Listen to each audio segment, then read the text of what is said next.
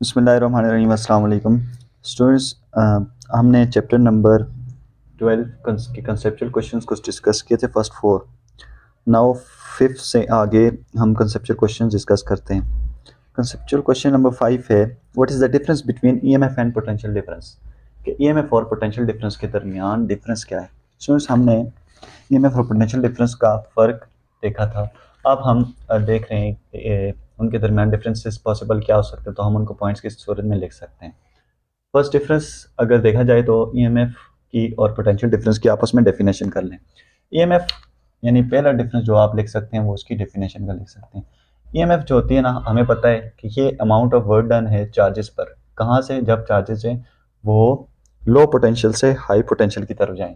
यानी ये work done है कहाँ से? लो से हाई पोटेंशियल की तरफ। जबकि पोटेंशियल डिफरेंस हमें पता है कि जब चार्जेस हाई पर आ जाए तो हाई से जब वो लो की तरफ मूव करने स्टार्ट हो जाएं तो उस वक्त जो पोटेंशियल होगा वो होगी पोटेंशियल डिफरेंस होगा। जब चार्जेस जो हैं वो लो से हाई मूव करें तो वो ईएमएफ, और जब चार्जेस हाई से लो की तरफ मूव करने स्टार्ट हो जाएं तो वो पोटेंशियल डिफरेंस है। तो ये उनका फर्स्ट डिफरेंस है according to their definition. Next, EMF को हम कैसे डिफाइन कर सकते हैं? तो हम उसके मैथमेटिकल फिर डिफाइन कर सकते हैं। EMF will be equals to, ये वर्क डन है चार्जेस पर, कहाँ से? लो से हाई की तरफ। सपोज करता हूँ लो पोटेंशियल जो है वो मैं यहाँ पर साथ इसके साथ मेंशन कर लें, फ्रॉम लो टू हाई। जबकि पोटेंशियल डिफरेंस जो है उसकी आप मैथमेटिकल यूँ लिख सकते हैं, del V will be equals to, ये भी वर्क डन है चार्ज पर, लेकिन डिफरेंस क्या है कि यहाँ पर आप हाई से लो की तरफ जाते हैं। ठीक है, तो यहाँ पर इसके साथ इसकी मैथमेटिकल में मेंशन कर लें। नेक्स्ट डिफरेंस, दो डिफरेंसेस हो गए। अब उसके बाद नेक्स्ट डिफरेंस आप इसका यू देख सकते हैं कि EMF is voltage across terminals of battery when it is not providing current to the circuit. कि ईएमएफ वोल्टेज होगी बैटरी की जब आप उसको किसी भी सर्किट से ना कनेक्ट करें तो उसकी बैटरी के पास जो उस वक्त जो वोल्टेज होगी वो ईएमएफ होगी। यानी आप बगैर सर्किट से कनेक्ट किए हुए भी ईएमएफ को डिफाइन कर सकते हैं। जबकि पोटेंशियल डिफरेंस तब आएगा जब आप उसको सर्किट्स में कनेक्ट करेंगे किसी भी ईएमएफ सोर्स से, आप उसको किसी भी सर्किट्स में कनेक्ट करेंगे तो अब जो पोटेंशियल डिफरेंस यहाँ पर आएगा टर्मिनल्स के अलॉन्ग इस एक्सटर्नल रेजिस्टेंस की वजह से, वो होगा पोटेंशियल डिफरेंस। तो potential difference is the difference between difference in the potential of two points. दो पॉइंट्स के दरमियान का जो पोटेंशियल है वो डिफरेंस, पोटेंशियल डिफरेंस क्रिएट हो जाए कब? जब आप उसको इलेक्ट्रिकल सर्किट्स में कनेक्ट करें। नेक्स्ट डिफरेंस आप यूं देख सकते हैं कि ईएमएफ डिक्रीजेस विद टाइम। यानी आपने किसी भी सर्किट में ईएमएफ सोर्स को, यानी उस बैटरी सोर्स को जो ईएमएफ प्रोवाइड कर रहा है, इलेक्ट्रोमोटिव फोर्स प्रोवाइड कर रहा है, वो किसी भी सर्किट से कनेक्ट हुआ है तो वक्त के साथ साथ ये ईएमएफ जो है वो डिक्रीज होता जाएगा। तो ईएमएफ जब आप किसी भी सर्किट में कनेक्ट करने से तो ईएमएफ वक्त के साथ साथ डिक्रीज होता जाता है। जबकि पोटेंशियल डिफरेंस जो है वो remains constant, it will remains constant. Potential difference constant होता है, जबकि ये क्या होगा? डिक्रीज होगा वक्त के साथ साथ। कॉन्स्टेंटली पोटेंशियल डिफरेंस प्रोवाइड कर होता रहेगा जब तक उसके साथ कोई भी एक्सटर्नल सोर्स कनेक्टेड है। ईएमएफ को आप नेक्स्ट डिफरेंस यूं देख सकते हैं कि ईएमएफ को आप डिनोट करते हैं यूं ई से, और पोटेंशियल डिफरेंस को डिफरेंस बिटवीन टू पॉइंट्स है तो डेल्टा वी से। डेल्टा चेंज यानी दो पॉइंट्स के दरमियान का चेंज जो है वो, या डिफरेंस जो है उससे आप यूं डिनोट करते हैं डेल्टा वी से। फिर लास्ट आप इसके इक्वेशंस डिफाइन कर लें। हमने ये पढ़ी हुई है कि ईएमएफ इक्वल होती है VT terminal potential plus I R के। टर्मिनल पोटेंशियल और आई इनटू स्मॉल आर, यानी सर्किट के ईएमएफ के अंदर की जो पोटेंशियल ड्रॉप है वो है। ठीक है, और जबकि यहाँ से आप पोटेंशियल डिफरेंस को डिफाइन कर सकते तो इसी इक्वेशन को अरेंज कर लें, यहाँ से दूसरी साइड इसको माइनस कर लें तो V T will be equals to EMF minus I R. So ये कुछ 5-6 पॉइंट्स थे जो हमने डिस्कस किए। डिफरेंसेस आप इन्हीं पॉइंट्स को बनाकर लिख सकते हैं। तो मैं स्लाइड पे शो कर रहा हूँ कि यहाँ पर आप इनको कैसे लिख सकते हैं।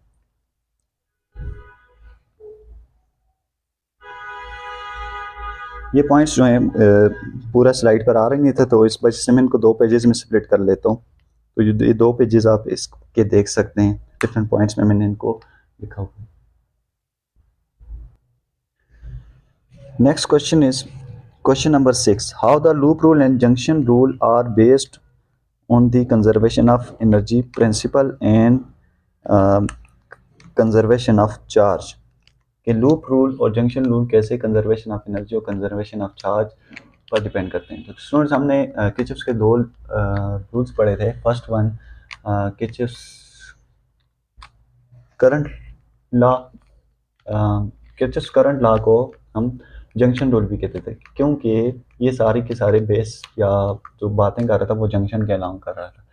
अब जो किर्चॉफ्स का करंट लॉ था वो क्या था कि algebraic sum of all the currents flowing through a junction will be equal to zero. Suppose करें ये मेरे पास एक कोई भी वायर्स हैं डिफरेंट और उनमें से करंट फ्लो कर रहा है। अब ये सपोज करें ये फर्स्ट वायर है, सेकंड, थर्ड और फोर्थ। अब ये सारी वायर्स एक ही पॉइंट पर मीट करें तो ये उनका पॉइंट जो मीटिंग पॉइंट है उसे जंक्शन पॉइंट कहेंगे। अब ये जब सारी वायर्स एक ही पॉइंट जंक्शन पर मिलती हैं तो इन सारे का अगर करंट्स को सम करें तो इन सारों के करंट्स का सम जो है वो जीरो के इक्वल आता है, यानी इन सारों के करंट्स का सम जो sum of all the currents will be equal to zero. अब ये किर्चॉफ का फर्स्ट रूल था कि जिसे केसीएल या जंक्शन रूल भी कहते थे, क्योंकि ये जंक्शन पर बेस करता है, तो इसी वजह से इसका दूसरा नाम जंक्शन रूल है। वो कहता है जंक्शन रूल जो है वो कंजर्वेशन ऑफ चार्ज पर कैसे डिपेंड करता है या कंजर्वेशन ऑफ चार्ज इसकी बेस क्यों है। तो हम यहाँ पर ये सपोज करते हैं कि सर्किट है जिसमें से करंट I1 इस तरफ फ्लो कर रहा है, I2 इसकी तरफ और I3 इससे अवे, I4 भी अवे। तो हमने पढ़ा था स्टूडेंट्स के करंट इसकी दो साइन कन्वेंशंस पढ़ी थी कि जब करंट इस जंक्शन की तरफ फ्लो करे तो उसे हम पॉजिटिव लेंगे और जंक्शन से अवे मूव करे तो उसे हम नेगेटिव लेंगे। तो यहाँ पर मैं इसके रूल को इस तरह डिफाइन कर सकता हूँ कि I1 plus I2 minus I3 minus I4, minus इनके साथ क्यों लगाया है क्योंकि ये दोनों जो है ना I3 और I4 अवे मूव कर रहे हैं और I2 और I1 जंक्शन की तरफ मूव कर रहे हैं, तो उन दोनों के साथ प्लस लगा लिया। नाउ स्टूडेंट्स मैं इसको यूँ भी लग सकता हूँ कि I1 प्लस I2 ये जो माइनस वाले हैं दूसरी साइड लेकर चले जाऊँ तो ये भी किर्चॉफ का रूल भी था। सेम वही बात है कि यहाँ पर हम ये कर सकते हैं कि sum of all the currents flowing, ये वो करंट्स थे जो जंक्शन की तरफ मूव करते, तो sum of all the currents flowing towards junction equal होंगे sum of all the currents flowing away from the junction. तो हम इसको यूँ भी लिख सकते हैं। अब स्टूडेंट्स करंट की डेफिनेशन हमने पढ़ी थी I is equal to Q by T rate of flow of charge. तो पहले के लिए Q1 डिवाइडेड बाई टी, दूसरे के लिए Q2 divided by T equal होगा तीसरे के लिए Q3 डिवाइडेड बाई टी, चौथे के लिए Q4 divided by T. Students यहाँ से हम अगर देखें तो सब में टी 1/t कॉमन आ रहा है, तो ये आ जाएगा Q1 प्लस Q2 इक्वल हो जाएगा, यहाँ पर भी 1/t कॉमन है तो आगे क्या आ जाएगा Q3 प्लस Q4। स्टूडेंट्स यहाँ से देख सकते हैं आप ये 1/t ये साइड से कैंसिल हो जाएंगे, तो बाकी जो बचता है उसको लिख लेते हैं। यहाँ पर आ जाएगा Q1 प्लस Q2 इक्वल होगा Q3 प्लस Q4। स्टूडेंट्स इसको मैं यूँ भी लिख सकता हूँ कि sum of all the currents Q यहाँ पर, ठीक है, और similarly sum of all the currents Q, यानी सारे के सारे करंट्स को सम करें तो उसका कोई आंसर आएगा, ठीक है। तो मैं ये वो करंट्स हैं जो जंक्शन की तरफ फुल मूव कर रहे हैं, तो मैं इनको कह सकता हूँ दिस आर मूविंग या इनकमिंग करंट्स कह सकता हूँ, सॉरी इनकमिंग चार्जेस, वो इक्वल हैं सम ऑफ ऑल द चार्जेस जो आउट गोइंग है यानी इससे दूर जा रहे हैं। तो यही तो law of conservation of charge है। Law of conservation of charge क्या कहते हैं कि total charge of the system remains conserved या कांस्टेंट रहे। तो जो टोटल चार्ज जो है वो ना तो डिस्ट्रॉय और ना तो क्रिएट हो, लेकिन जो टोटल चार्ज है वो कांस्टेंट रहे। तो यहाँ पर देखें जो चार्ज इसकी तरफ जा रहे हैं वो इक्वल है जो चार्ज इससे अवे जा रहे हैं। तो दोनों चार्जेस आप इसके सम को भी यूँ लिख सकते हैं कि अगर आप इन सारे चार्जेस को सम करें, sum of charge Q incoming वाले plus sum of charge Q outgoing वाले, अगर मैं इनको इस साइड लेकर आ जाऊँ will be equal to zero. तो this is law of conservation of charge. तो यहाँ से हमने ये प्रूफ किया कि यहाँ यूँ इसको शॉर्ट फॉर्म में यूँ sum of summation Q will be equal to what zero. तो चार्ज जो है वो कंजर्व रहेगा, total charge of the system remains constant. इसी को मैं स्लाइड पर भी शो कर लेता हूँ कि आप इसकी मैथमेटिक्स को तरतीब से कैसे लिख सकते हैं। तो स्लाइड आपके सामने, आप इसको देख सकते हैं यहाँ से। तो वीडियो को पॉज करके वहाँ से स्लाइड को स्क्रीनशॉट ले लें और आप अपने क्वेश्चन को आसानी से लिख लें। स्टूडेंट्स नेक्स्ट है हमारे पास किर्चॉफ वोल्टेज लॉ जो है इसी का पार्ट है, इस क्वेश्चन नंबर 6 का पार्ट है। Kirchhoff voltage law is based on law of conservation of energy. इसे लूप रूल भी कहते हैं क्योंकि ये सारा जो लॉ है ये एक लूप में वैलिड होता है। तो किरचॉफ वोल्टेज लॉ जो कहता है वो कहता है कि algebraic sum of all the EMFs and algebraic sum of all the voltages drop in a closed loop will be equals to zero, कि सारी ईएमएफ और सारी वोल्टेजेस का सम क्लोज लूप में वो जीरो के इक्वल होगा। तो ये बेस करता है law of conservation of energy पर। तो यहाँ से हम इसको प्रूव कर सकते हैं। देखिए जी, जब हम मैं इसको यूं कह सकता हूँ कि जैसे आपने किरचॉफ्स करंट लॉ लिखा था कि sum of all the EMFs equal होंगे sum of all the voltages drops के, यानी जो वहाँ पर करंट्स की बातें की थी तो यहाँ पर आप ईएमएफ जो ड्रॉप हो रहे हैं ईएमएफ उन सारों का सम प्लस वोल्टेज का सम वो इक्वल आएगा। तो ये इसकी सेकंड स्टेटमेंट आ जाएगी किरचॉफ्स वोल्टेज लॉ की। Algebraic sum of all the EMFs and is equals to algebraic sum of all the potential drops in a closed loop will be equals to zero। तो यहाँ से आप EMF को define करें। EMF equal होती है, मैं समेशन अपनी जगह पर लेकर EMF होती है work done per unit charge is equals to, और वोल्टेज भी होती है वो किसकी इक्वल होती है, वो भी तो work done per unit charge के इक्वल होती है।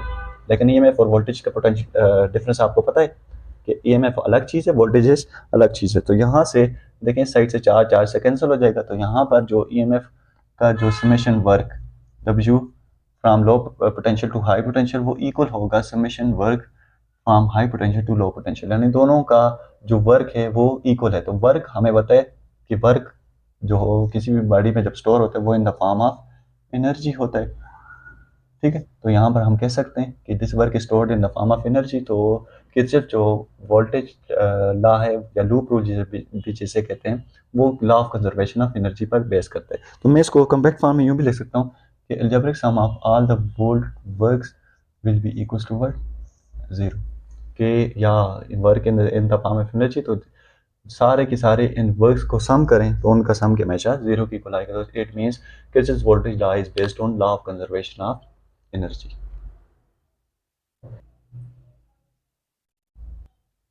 Next question is why rise in temperature of a conductor is accompanied by rise in resistance. कहते हैं जब आप किसी भी कंडक्टर में टेम्परेचर को इंक्रीज करते हैं तो वहाँ पर रेजिस्टेंस इंक्रीज क्यों होती है। सो जब किसी भी कंडक्टर में टेम्परेचर को इंक्रीज करेंगे तो वहाँ पर हमेशा रेजिस्टेंस का इंक्रीज आएगा, बिकॉज आपको पता है कि कंडक्टर्स में एटम्स होते हैं। अब वहाँ पर एटम्स के अंदर फ्री इलेक्ट्रॉन्स होते हैं। तो जैसे ही आप इस किसी भी एटम्स में सपोज करता हूँ ये एटम है और इसके कोई भी इस कंडक्टर और उस कंडक्टर के अंदर ये एटम्स हैं। जैसे ही आप इन एटम्स के अंदर जो टेम्परेचर है उसको इंक्रीज करेंगे तो टेम्परेचर के इंक्रीज करने से ये एटम्स अपनी लेटेस्ट के इर्द गिर्द बहुत तेजी से वाइब्रेट करने लग जाएंगे। तो जैसे ही वाइब्रेट करेंगे तो अब जो मैं सपोज करता हूँ ये फ्री इलेक्ट्रॉन यहाँ से गुजर रहे हैं, अब वो जो फ्री इलेक्ट्रॉन वहाँ से गुजरना शुरू हो जाएंगे तो वो क्या करेंगे, टेम्परेचर के इंक्रीज करने की वजह से एक दूसरे के साथ कोलाइड करेंगे। जैसे ही एक दूसरे के साथ कोलाइड करेंगे तो कोलाइजन के रिजल्ट में वो एक दूसरे को अपोज करने स्टार्ट हो जाएंगे। तो अपोज करने के रिजल्ट में तो उनकी रेजिस्टेंस इंक्रीज हो जाएगी, यानी अपोजिशन काज कर रहे हैं ना। तो टेम्परेचर के इंक्रीज करने से जो इलेक्ट्रॉन्स हैं उनकी कोलाइजन ज़्यादा हुई, इलेक्ट्रॉन की कोलाइजन ज़्यादा होने से उनके अपोजिशन ज़्यादा हुई, तो अपोजिशन इज बट रेजिस्टेंस, तो रेजिस्टेंस इंक्रीज हुई। अब दूसरा रीज़न भी है कि जब आप इलेक्ट्रॉन यहाँ से जा रहे होंगे ना तो पहले अगर देखा जाए तो ये एटम्स कुछ यूँ थे। अब जैसे ही आपने इनके दरमियान टेम्परेचर को इंक्रीज किया तो ये एक दूसरे के करीब आने स्टार्ट हो जाएंगे। क्यों कि ये वाइब्रेट करना लग जाएंगे, क्योंकि कंडक्टर्स आपको पता है वहाँ पर एटम्स अपने ही लेटेस्ट में अपनी जगह पर यूं कंटिन्यूसली वाइब्रेट करना स्टार्ट हो जाते हैं। जैसे ही वाइब्रेट करेंगे तो अब जो फ्री इलेक्ट्रॉन्स इनमें से गुजरेंगे उनको यहाँ से देखें, पहले मैं कहता हूँ ये इतनी स्पेसिंग थी, अब जैसे ही वाइब्रेट करेंगे तो उनकी स्पेसिंग भी यहाँ पर कम होती जाएगी। तो स्पेसिंग कम होने से इलेक्ट्रॉन्स का गुजरना मुश्किल हो जाएगा। तो इलेक्ट्रॉन्स का गुजरना मुश्किल रिजल्ट में उन्हें ऑपोजिशन मिलेगी। तो opposition is actually what resistance, तो वहाँ पर रेजिस्टेंस काज हो जाएगी। तो rise in temperature is accompanied by rise in resistance. तो आप इसकी रेजिस्टेंस की वैल्यू को फाइंड आउट कर सकते हैं by using a formula which is R T will be equals to R not into 1 plus alpha T. Equation भी हमने प्रूव की हुई है। तो जिसमें आर नॉट उसकी इनिशियल रेजिस्टेंस है 1 plus 1 constant, alpha temperature coefficient, और यहाँ पर डेल्टा टी है चेंज इन टेम्परेचर, जितना आया है जितना टेम्परेचर का चेंज आप लेकर आए हैं, ठीक। वो पुट करें तो यहाँ पर रेजिस्टेंस कितनी ऑफर हो रही है वो उसकी वैल्यू निकल कर आ जाएगी। Next question is does the direction of EMF provided by battery depend on direction of current flow through the battery. के कहते हैं कि नेक्स्ट क्वेश्चन में कि क्या डायरेक्शन ऑफ ईएमएफ जो है वो डिपेंड करती है direction of the current flow. तो स्टूडेंट्स ऐसा नहीं है कि डायरेक्शन ऑफ ईएमएफ जो है वो डिपेंड कर रही हो direction of the current flow पर। इसका रीज़न क्या है देखिए स्टूडेंट्स, ईएमएफ जो है वो हमारे पास एक स्केलर क्वांटिटी है। तो अगर हम इस सर्किट को कंसिडर करें तो देखते हैं कि क्या EMF direction of current flow पर डिपेंड करती है कि नहीं। देखें ये ईएमएफ सोर्स है और ये ईएमएफ का पॉजिटिव टर्मिनल हाई पोटेंशियल और ये लो पोटेंशियल है नेगेटिव टर्मिनल। अब अगर मैं करंट को यहाँ पर फ्लो कराऊँ तो करंट फ्लो होगा यहाँ पर पॉजिटिव से नेगेटिव की तरफ यूँ, तो करंट की डायरेक्शन इस केस में यूँ होगी, ये करंट की डायरेक्शन है।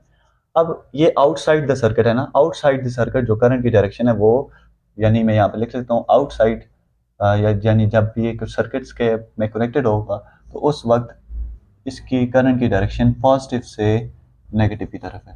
ठीक है, तो अब अगर आप ईएमएफ की डायरेक्शन देखें तो इन साइड जो है वो करंट जो है ना वो यहाँ इसके अंदर से देखें तो आपको करंट की डायरेक्शन कहाँ से मिलेगी। देखें इन साइड जो है वो नेगेटिव से पॉजिटिव टर्मिनल की तरफ है। तो इससे हमें ये प्रूव हुआ कि जो ईएमएफ है वो नहीं डिपेंड करती कि वो करंट की डायरेक्शन के तरफ है। हाँ ये बात ज़रूर है, जो करंट है वो डिपेंड करता है ज़रूर ईएमएफ को आप किस तरह कनेक्ट करते हैं। फॉर एग्जांपल इसी ईएमएफ सोर्स को मैं दूसरी साइड कनेक्ट कर लूँ, यानी मैं इसके टर्मिनल्स को ऑपोजिट कर लूँ, इधर नेगेटिव कर लूँ इधर पॉजिटिव, तब देखें दोनों चीज़ें रिवर्स हो जाएंगी। यहाँ पर जो करंट की डायरेक्शन अब वो बजाय इधर होने के वो यूँ हो जाएगी इसकी तरफ, यानी यहाँ से यूँ। ठीक, और इन साइड देखें करंट फिर नेगेटिव से पॉजिटिव की तरफ आएगा। तो इसका मतलब है करंट जरूर डिपेंड कर रहा है ईएमएफ पर, लेकिन ईएमएफ जो है वो डायरेक्शन ऑफ करंट पर फ्लो पर डिपेंड नहीं करती। यहाँ पर स्लाइड में शो कर रहा हूँ तो आप यहाँ से देख सकते हैं इसका answer. Next question is voltages are always measured between 2 points. Voltages को हम हमेशा 2 पॉइंट्स के दरमियान क्यों।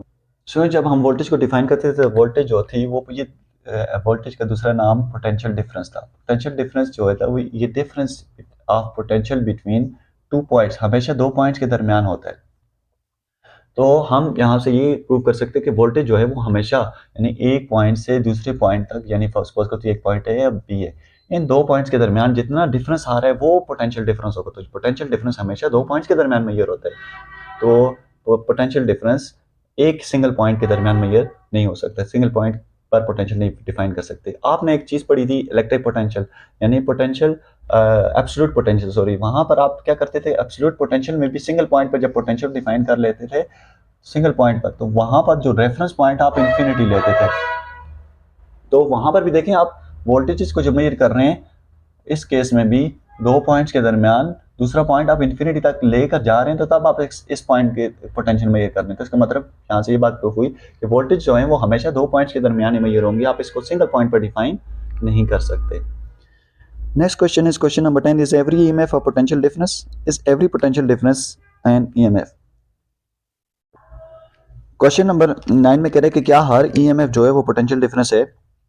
फर्स्ट पार्ट ये पूछ रहा है। सेकंड पार्ट क्या हर पोटेंशियल डिफरेंस भी ईएमएफ हो सकता है। तो पहले पार्ट को देखते हैं स्टूडेंट्स। ऐसा जरूर हो सकता है कि हर ईएमएफ जो है वो पोटेंशियल डिफरेंस हो सकता है, लेकिन ऐसा ज़रूरी नहीं है कि हर पोटेंशियल डिफरेंस जो है वो ईएमएफ हो। रीज़न देते हैं ईएमएफ पोटेंशियल डिफरेंस कब होता है जी। स्टूडेंट्स हमने ये बात देखी थी कि अगर हम कोई ऐसा सर्किट लें जिसमें इंटरनल रेजिस्टेंस को इग्नोर कर लें, यानी आर जो है वो 0 कर लें, तो उस केस में ईएमएफ जो है वो पोटेंशियल डिफरेंस की इक्वल आता था। हमने क्यों ड्राइव की थी, V T will be equals to EMF minus I are.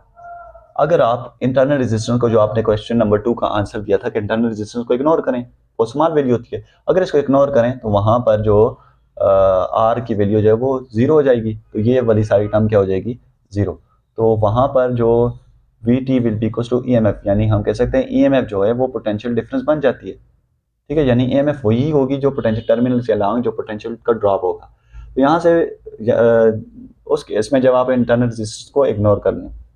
Next कहते हैं कि क्या पोटेंशियल डिफरेंस ईएमएफ हो सकता है। तो ऐसा नहीं हो सकता स्टूडेंट्स। जब आप टर्मिनल्स के अलॉन्ग ईएमएफ सोर्स को कनेक्ट करें तो यहाँ पर देखें जब ईएमएफ में सपोज करते हो 10 वोल्ट है। अब ये 10 वोल्ट में से कुछ वोल्टेज यहाँ पर ड्रॉप होगी और बाकी का सपोज करता हूँ 2 यहाँ पर ड्रॉप हुई और 8 इस पॉइंट पर मिल गई। अब देखें जहाँ पर जो टर्मिनल पोटेंशियल डिफरेंस आ रहा है वो तो लेस आ रहा है किससे, ईएमएफ से। तो हम कह सकते हैं कि ईएमएफ जो है वो जो पोटेंशियल डिफरेंस है वो ईएमएफ नहीं हो सकता, यानी वो ईएमएफ के इक्वल नहीं हो सकता, वो it is always less than what EMF. तो यहाँ से हम पोटेंशियल डिफरेंस की वैल्यू निकाल सकते हैं। तो potential difference VT will be equal to EMF minus IR। Potential difference कब आएगा, जब ईएमएफ में से ये IR जो यहाँ पर ड्रॉप हो रही है, जो 2 ड्रॉप हुआ है, इसको माइनस करोगे तब टर्मिनल पोटेंशियल डिफरेंस आएगा। तो यहाँ से हम ये प्रूव कर सकते हैं कि टर्मिनल पोटेंशियल डिफरेंस जो है वो हमेशा इस ईएमएफ से जो है वो लेस होगा। ठीक है, तो हर जो है वो ईएमएफ जो पोटेंशियल डिफरेंस हो सकता है, लेकिन हर पोटेंशियल डिफरेंस को आप ईएमएफ नहीं कह सकते।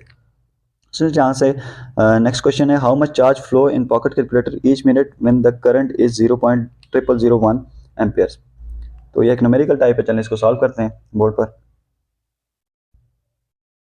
क्वेश्चन में आपको दो चीज़ें गिवन है, टाइम दिया हुआ है 1 मिनट, उसको स्टैंडर्ड में कन्वर्ट करें 60 सेकंड्स, और करंट दिया हुआ है 0.0001 एम्पियर। अब हमने फाइंड आउट करना है, वो कहते हैं कि चार्ज इस कैलकुलेटर में से कितना पास करेगा। हमें पता है करंट होता है rate of flow of charge, तो यहाँ से चार्ज को डिफाइन करें, charge is equal to I into delta T. दोनों वैल्यूज हमारे पास हैं, वो पुट करें। यहाँ पर चार्ज जो है वो 0.006 कूलम्स आ जाएगा, या चार्ज जो है हम उसको स्टैंडर्ड फॉर्म साइंटिफिक नोटेशन में लेके तो वो पॉइंट को साइड शिफ्ट करें तो 3 डिजिट्स आगे चला जाएगा, तो -10⁻³ कूलम्स हो जाएगा। Next question is when Wheatstone bridge is balanced then no current flows to the galvanometer, why. कहते हैं कि जब व्हीटस्टोन ब्रिज जो है वो बैलेंस हो जाए तो गैल्वानोमीटर में से कोई करंट फ्लो नहीं करता, क्यों। स्टूडेंट्स ये हमारे पास व्हीटस्टोन ब्रिज है और हमने इसमें 4 रेजिस्टर्स होते थे, R1 R2 जो थे फिक्स्ड रेजिस्टर्स होते थे, R3 वेरिएबल था, और ये वो रेजिस्टर था जो अननोन था, इसकी रेजिस्टेंस कैलकुलेट करनी थी। अब स्टूडेंट्स यहाँ पर इसके सेंटर में इस पॉइंट पर इनको हमने नाम दिया हुआ था A, B, C और D। तो B और D के टर्मिनल्स के दरमियान में गैल्वानोमीटर कनेक्टेड होता था। सो जब आप इस सर्किट को सॉल्व करते तो आप गैल्वानोमीटर को एक कंडीशन में लेकर आते थे which is known as null condition. जब नल कंडीशन में लेकर आते थे या बैलेंसिंग कंडीशन भी इसको आप नाम देते थे, तो यहाँ पर आप क्या करते थे, गैल्वानोमीटर को इस तरह सेट करते थे कि उनके उसका जो करंट जो है वो current flowing through galvanometer IG will be equal to 0। अब यहाँ पर इस चीज़ का करंट 0 क्यों हो जाता था, इस वजह से कि जब आप B और D के पोटेंशियल को सेम कर लेते थे, यानी सपोज करते थे जैसे हमने यहाँ पर इसको बाय बैटरी सोर्स से कनेक्ट किया हुआ था, ये पॉजिटिव और नेगेटिव टर्मिनल, यहाँ मैं सपोज करता हूँ 10 वोल्ट ऑफ बैटरी आ रहे हैं, तो इसका मतलब ये हाई पोटेंशियल और इधर 10 होगा तो इधर 0 हो जाएगा। अब यहाँ पर जब आप इस सर्किट को सॉल्व करते थे, आप कहते थे सपोज करें यहाँ पर इधर 6 जा रहा है और इधर 4 वोल्ट जा रहा है, तो 10 - 4 यहाँ पर पोटेंशियल डिफरेंस 6 का आ रहा है, और यहाँ पर 10 - 6 इस पॉइंट पर पोटेंशियल डिफरेंस 4 का आ रहा है। और यहाँ पर देखें इस इधर सेंटर वाले जहाँ पर गैल्वानोमीटर, वहाँ पोटेंशियल डिफरेंस 6 - 4 2 का पोटेंशियल डिफरेंस आ रहा है। जब पोटेंशियल डिफरेंस हो तो वहाँ पर तो करंट फ्लो करेगा। अब हम क्या करते थे कि यहाँ पर इनको इस तरह बैलेंस करते थे कि यहाँ पर जो पोटेंशियल डिफरेंस है वो सेम हो जाए। सपोज करें यहाँ पर मैं फिर 6 कर लेता हूँ पोटेंशियल डिफरेंस, क्योंकि ये वेरिएबल रेजिस्टर है तो पोटेंशियल को चेंज कर सकते हैं। यहाँ पर 6 हुआ था, अब देखें यहाँ से यहाँ तक करंट फ्लो करेगा, यहाँ से यहाँ भी फ्लो करेगा, लेकिन यहाँ पर देखें इस जो सेंटर वाले गैल्वानोमीटर के क्रॉस टर्मिनल में पोटेंशियल फ्लो नहीं करेगा, करंट फ्लो नहीं करेगा। तो जब करंट यहाँ पर क्या हो जाएगा 0, क्यों नहीं 0 हुआ कि आप 6 - 6 कोई पोटेंशियल का डिफरेंस ही नहीं है, तो पोटेंशियल का डिफरेंस क्या हुआ 0 हुआ। आपने दोनों पोटेंशियल सेम रख लिए B और D पॉइंट्स को, तो इसी वजह से वहाँ पर आपका गैल्वानोमीटर कोई करंट शो नहीं कर रहा था। इसके जो मैंने स्लाइड पे शो कर लिया, आप इसको यहाँ पे क्वेश्चन को देख सकते हैं। स्टूडेंट्स ये था आप आज के हमारे क्वेश्चंस। मिलते हैं अपने नेक्स्ट लेक्चर के साथ, तब तक के लिए अल्लाह हाफिज़।